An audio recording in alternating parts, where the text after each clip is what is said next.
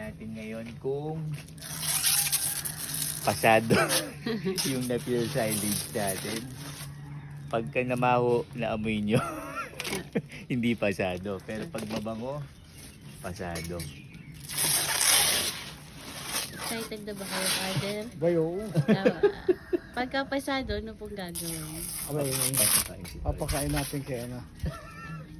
Sisimula natin pakain. Pin natin dyan. Sasalisin natin lahat.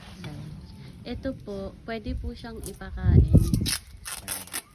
Pwede pakain sila. Halimbawa po, ngayon ipinakain, tapos next week pwede po ulit. So, kada isang drum, ubusin siya. Kailangan ubusin po agad. Oo. Ubusin siya kada isang drum. Gano'n po katagal po, Father? Isang taon, kaya. Kaya po ito. Isang taon. Basta po sealed lang po lagi.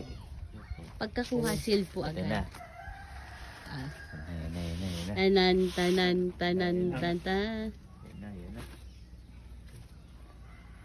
Wow. Ayos. Ay. Pangalak. Ayos, ayos. Ay, oo nga, ang bango.